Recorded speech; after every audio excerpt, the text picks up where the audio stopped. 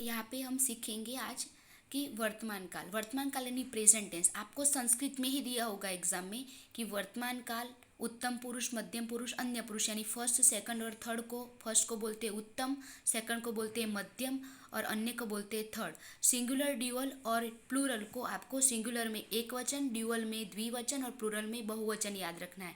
अब आप लर्न ऐसे करोगे पूरे टेबल, उसको आपको लर्न कर लेना है पूरा टेबल। मी वह मह, सी थ त, ती तह अंत, ये आप 9th स्टैंडर्ड में भी सीखे थे। और वो पहला जो पद है ना वो परस्मय पद बोलते हैं और सेकंड जो है वो आत्मनेपद। तो ई वहे महे, से इथे द्वे, ते इते अंते, उसको वर्ब के साथ ये प्रत्यय लगाए होंगे। जैसे कि यहाँ पे दिख रहा है कि मी वह मह को पठ शब्द क्रियापद पठ के साथ लगाया है, तो पठामी, पठावह, पठामह, पठसी, पठथः, पठथ, पठति, पठतः, पठन्ति।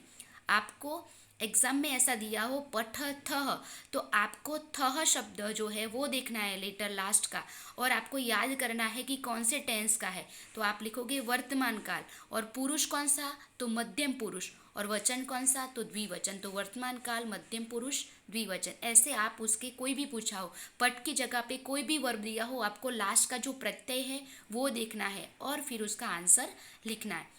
फिर यहाँ पे है आत्मनेपद का कैसे बनाया है, लभे लभावहे यानी ए था, ए तो ए का भ के ऊपर एक मात्रा हो गई, तो लभे लभावहे, लभामहे, लभसे, लभे थे, ई था तो ई का भ के ऊपर मात्रा बनाया। मध्यम पुरुष द्विवचन में देखिए भ के ऊपर ई का मात्रा यानी ई का मात्रा यानी कि हम ई का ह्रस्व दीर्घ ई करते, यहाँ पे हमको ये जो टेंस में ये प्रत्यय में हमको धातु रूप में ई का मात्रा करना है। तो जैसे कि हमने उत्तम पुरुष एक वचन में ई था, ई वहे महे, तो भ के ऊपर ए की मात्रा कर दी। तो यहाँ पे मध्यम पुरुष में ई थे है तो भ के ऊपर ई की मात्रा यानी एक मात्रा। लभे थे, लभत्वे, लभते, लभेते, लपनते। एग्जाम में आपको वर्तमान काल, मध्यम पुरुष, एक वचन, द्विवचन, बहुवचन जो आंसर आता है वो लिखना। इसमें आपको आत्मनेपद लिखने की जरूरत नहीं है, लेकिन लर्न आपको टेंस के सभी टेंस के दो दो टेबल आएंगे, परस्मय पद और आत्मनेपद दोनों टेबल लर्न करने हैं और वर्ब के साथ उसको कैसे जोड़ते हैं वो आपको सीखना है। आगे यहाँ पे आया ह्यस्तन भूतकाल यानी कि पास्ट टेंस। तो यहाँ पे उत्तम पुरुष, मध्यम पुरुष, अन्य पुरुष वो तो सब में सेम ही रहेगा। अब यहाँ पे अम व म, स तम त ताम अन, यहाँ पे रूप में देखो उत्तम पुरुष एक वचन में म हलंते और बहुवचन जो है उत्तम पुरुष में म हलंत नहीं है। तो आपको आइडेंटिफाई करने में आपको ध्यान रखना है कि जो म हलंत होता है तो वो उत्तम पुरुष एक वचन, और म हलंत नहीं है तो उत्तम पुरुष बहुवचन। फिर स जो है, स नहीं लिखना, इसमें विसर्ग ही आएगा, तो क्रियापद के पीछे विसर्ग ही लगाया होगा, स नहीं लगाया होगा। तो भी आपको याद रखना है। तम शब्द, यहाँ पे उत्तम पुरुष एक वचन में म हलंत है और यहाँ पे तम है तो तम पूरा याद रखना, पीछे म के आगे त तो नहीं है ना, वो देखना है। फिर बहुवचन में त हलंत नहीं है मध्यम पुरुष में, और अन्य पुरुष एक वचन में त हलंत है तो वो त दोनों वो भी डिफरेंट समझना। तम और ताम, अन्य पुरुष द्विवचन में ताम और बहुवचन में अन। वैसे ही आत्मनेपद में ई वही मही, था, स को निकाल दे के सीधा विसर्ग लगा देना है था के पीछे, थाहा, इथाम ध्वम, त इताम अंत। तो इसको कैसे बनाते हैं, तो कोई भी भूतकाल का रूप होगा यानी पास्ट टेंस का, उसमें आपको कोई भी वर्ब के पीछे अ लगाया होगा। हमने जहाँ पे वर्तमान काल में पठ लिया था तो उसमें सीधा पठामी लगाया था, यहाँ पे अ शब्द लगा दिया है। तो हर एक भूतकाल के हर एक वर्ड जो भी बनेगा उसमें क्रियापद के साथ यानी वर्ब के साथ आगे अ लगाया होगा। तो अपठम देखो म हलंत है तो अपठम तो उत्तम पुरुष एक वचन, अपठाव, अपठाम। फिर अपठ, स था उसमें ब्रैकेट में विसर्ग था तो वो स नहीं लिखना है, ब्रैकेट में जो मैंने संधि में सीखा था कि स का विसर्ग बनता है तो सीधा यहाँ पे अ के बाद पठ के बाद सीधा विसर्ग लगा देना है। अपठतम, तो तम जो है आपको पता चलना चाहिए कि तम शब्द देख के आपको पहचानना है मध्यम पुरुष द्विवचन। अपठत, फिर अन्य पुरुष में अपठत, त हलंत है वो याद रखना, अपठताम, अपठन। और उसको आत्मनेपद में कैसे बनाया है, तो ए वही मही था तो अलभे, अलभा वही, अलभा मही। लभ था, थास था तो स का विसर्ग कर दिया तो अलभ था। फिर एथाम तो लभेथाम, लभध्वम, अलभत, अलभेताम और अलभंत, तो उसको ऐसे बनाते। फिर यहाँ पे ये भविष्य काल है, तो भविष्य काल में सीधा वर्ब के साथ बनाया हुआ है। आपको लास्ट लेटर देखना है, श्यामी, श्यावह, श्यामह। आप वर्तमान काल का रूप लर्न करोगे टेबल, तो ये टेबल आपका हो जाएगा। आपको खाली आगे मी है तो श तो नहीं है ना, वो देखना है। आप ऐसे लिख सकते हो कि जैसे कि पठी श्यामी आया तो आपने मी देखा और आपने लिख दिया वर्तमान काल उत्तम पुरुष एक वचन, तो वो गलत होगा, आपका रॉन्ग जाएगा। आपको इतना याद रखना है कि मी के आगे श तो नहीं है ना, श या स। श्यामी, श्यावह, श्यामह, शशि, शथः, शथ, शती, शतः, शंति। तो यहाँ भी वर्ब के साथ सीधा बनाया है। तो आपको कोई भी क्रिया, जैसे कि हमने लेखी श्यामी हो, तो मी शब्द देख के आपने आंसर में वर्तमान काल लिख दिया, वो गलत है। लेखा लिखा मी होगा तो वर्तमान काल, लेखी श्यामी श है तो वो भविष्य काल। तो आपको भविष्य काल और वर्तमान काल में जो डिफरेंट है वो समझना है। वैसे ही यहाँ पे आत्मनेपद का भी बनाया हुआ है। फिर ये है लोट लकार यानी आग्नेयार्थ। आग्नेयार्थ का रूप है ये, 10th स्टैंडर्ड में आपकी बुक में ही है, 99 नंबर के पेज पे। आप खुद भी लर्न कर सकते हैं इसको देख के। तो यहाँ पे है अग्न्यार्थ में आनी, आव, आम, ही तम त और डैश है ना, जीरो, मतलब कि कुछ भी नहीं होगा। जो वर्ब जैसा होगा, यानी पठ है तो पठ में कुछ भी प्रत्यय नहीं लगा होगा, जैसा है वैसा ही पठ। फिर तम, त, तू, ताम, अंतु। आप देखना तम और ताम ह्यस्तन भूतकाल में यानी पास्ट टेंस में भी था, लेकिन उसमें आगे अ आता है, वो याद रखना। और यहाँ पे अ नहीं आएगा, तो आप दोनों में डिफरेंस समझ पाओगे कि तम शब्द है तो आपने भूतकाल का लिख दिया कि यानी ह्यस्तन भूतकाल, जो भी पुरुष जो भी वचन है वो आंसर लिखा, तो वो गलत रहेगा। आपको तम और ताम, त, तू, ये जो भी वर्ड है आपको इतना याद रखना है कि जो यस्तन भूतकाल का रूप होगा तो उसके आगे अ होगा और यहाँ पे अ नहीं होगा आगे। तो इसको आत्मनेपद का देखेंगे, ए आवहई, आमहई, स्व, इथाम, ध्वम, ताम, इताम, अंताम। तो उसको रूप कैसे बनाया है देख सकते हो। जैसे हम पठानी, पठई जैसे लर्न करने के लिए हम पठ वर्ड ही लेंगे, तो पठ कर क्रियापद को, वर्ब को पठानी यानी आनी, तो आनी, ठानी, पठानी, पठाव, पठाम। पठ, पठ यानी जैसे कि वहाँ पे जीरो था यानी कि खाली, तो पठ, पठतम, पठत। पठतम शब्द देखो आगे अ नहीं है, आगे पठतम के आगे अ होता तो वो भूतकाल होता, तो वो आपको डिफरेंस समझना है। पठतम, पठत, पठतु, पठताम, पठंतु।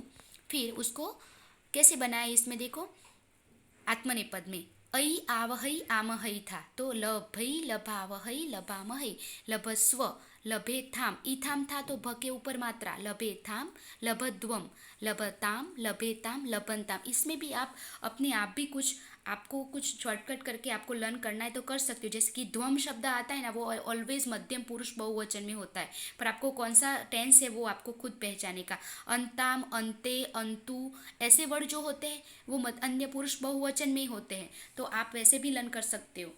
फिर अब लास्ट है विद्यर्थ, विधि लिंग लकार यानी विद्यर्थ, वो आपके 10th की बुक में 101 नंबर के पेज पे है। तो ये जो रूप है ना वो पास्ट टेंस जैसा ही है। यहाँ पे देखो अम, व, म, स, तम, त और त, ताम, अन, ऐसा हम करते हैं भूतकाल में। यहाँ पे आगे ई लगाया है यानी दीर्घ ई, बड़ा ई है, तो हम यहाँ पे ई की तो मात्रा ही करेंगे। यहाँ पे ई जो है उसका हम जब प्रत्यय के साथ बनेगा वर्ब के साथ तो ई की मात्रा, तो आप पास्ट टेंस का रूप लर्न करोगे, आगे खाली ये ई लगा दोगे तो आपका रूप बन जाएगा। लेकिन आपको जब टेंस को वर्ब के साथ कैसे लगाया है धातु रूप को, वो आपको पहचाना है। उत्तम पुरुष और बहुवचन, उत्तम पुरुष एक वचन और अन्य पुरुष बहुवचन में डिफरेंट है, ईयम और ईयू। तो ये जब भूतकाल का रूप लर्न करोगे ये रूप लर्न हो जाएगा, आगे ई लिख देना है। फिर इसका आत्मनेपद, तो जैसे आत्मनेपद में वहाँ पे क्या था, ई वही मही, था, इथाम, ध्वम, त, इताम, अंत, ऐसा था। यहाँ पे इय, इवही, इमही, इथाहा, इयाथाम, इध्वम, इत, इयाताम और ईरन। तो उसको कैसे बनाया है आप देख सकते हो। पहले इव, इव, इम था यानी कि परस्मय पद का, तो ई था ना, वो ई का ठ के ऊपर एक मात्रा लगा दिया, पठेयम। ईव था तो पठेव, इम था तो पठेम, फिर इही यानी ई के बाद विसर्ग था तो पठेहे, फिर इतम तो पठेतम, पठेत, पठेत, पठेताम, पठेयुहु, उसके जैसा बनेगा रूप। और फिर इसको हमको कैसे कि आइडेंटिफाई कैसे करेंगे, तो प्रहरध्वम, मैंने आपको ऐसा समझाया था कि जहाँ पे ध्वम आता है वो मध्यम पुरुष बहुवचन ही होता है, पर आपको ये याद रखना कि आगे अ है कि नहीं है। तो यहाँ पे आंसर आएगा आग्नेयार्थ मध्यम पुरुष बहुवचन आंसर आएगा। आप देख सकते हो, आप 99 नंबर के पेज पे देखना, तो ध्वम शब्द और आगे अ नहीं है तो वो शब्द होगा प्रहरध्वम, तो वो शब्द होगा आग्नेयार्थ मध्यम पुरुष बहुवचन। फिर दहेत, तो एत, ह के ऊपर ए की मात्रा है वो देखना है, एत, तो एत शब्द लगता है और ई की मात्रा एत, तो ये विद्यर्थ है, विद्यर्थ अन्य पुरुष एक वचन। भवतु, भवतु में आपको यहाँ पे तू किस में आता है तो आग्नेयार्थ में, तो आनी आप आम खाली तम त तू ताम अंतु, तो तू किस में आता है आग्नेयार्थ अन्य पुरुष एक वचन। समाचार, समाचार शब्द में कोई प्रत्यय नहीं लगा है, कोई प्रत्यय किस में नहीं लगता है तो आग्नेयार्थ मध्यम पुरुष एक वचन में खाली है, जीरो है, तो उसमें जैसा वर्ब होता है वैसा का वैसा ही लेना है, तो हम उसमें लिखेंगे आग्नेयार्थ मध्यम पुरुष एक वचन। तो उसको यहाँ पे आगे भ्रमंती शब्द, तो भ्रमंती शब्द में क्या आएगा अंति शब्द, तो मी वह मह सी थ त और ती तह अंति, तो वो जो अंति है यानी कि वर्तमान काल अन्य पुरुष बहुवचन इसका आंसर आएगा। आपको परस्मय पद या कोई वर्ब ऐसा नहीं लिखना है, आपको लिया होगा धातु रूपाणा परिचय कार्यत या क्रियापदानी परिचय कार्यत। और 10th स्टैंडर्ड में तो आपको वो जो सेक्शन डी होगा उसमें आपको ऑप्शन दिया होगा, तो उसमें से आपको आंसर ढूंढ के लिखना होगा। अपृच्छत, अब यहाँ पे अ शब्द है तो आपको समझ लेना कि ये भूतकाल का ही रूप है, तो फिर भूतकाल का रूप पता ही चल जाता है, आगे अ है तो आप पहचान सकते हो। अपृच्छत, तो त हलंत किस में आता है तो अन्य पुरुष एक वचन, तो ह्यस्तन भूतकाल अन्य पुरुष एक वचन। भवे युहु, युहु, युहु शब्द किस में आता है विद्यर्थ में, यू पीछे विसर्ग, ये सब ये कॉमन, ये याद ही रख लेना, यू और पीछे विसर्ग हो ना वो विद्यर्थ अन्य पुरुष एक वचन। तो आपको उसके लिए पूरे टेबल लर्न करने पड़ेंगे, पास्ट टेंस का यानी कि फर्स्ट प्रेजेंट यानी वर्तमान काल, यस्तन भूतकाल, भविष्य काल, आग्नेयार्थ और विद्यर्थ दोनों के दो दो टेबल, आत्मनेपद और परस्मय पद, और एक बार आप अच्छे से उसको वर्ब के साथ कैसे बनाया है वो भी आप खुद समझो। भवा मह, मह किस में आता है तो वर्तमान काल में, मी वह मह, तो वर्तमान काल उत्तम पुरुष बहुवचन, तो उसको ऐसे हम बनाएंगे। तो आप टेबल लर्न करके इसको एग्ज़ाम में ऐसे लिखना है। यहाँ पे हमारा ये जो ये टेंस का जो था वीडियो ये हम कंप्लीट करते हैं।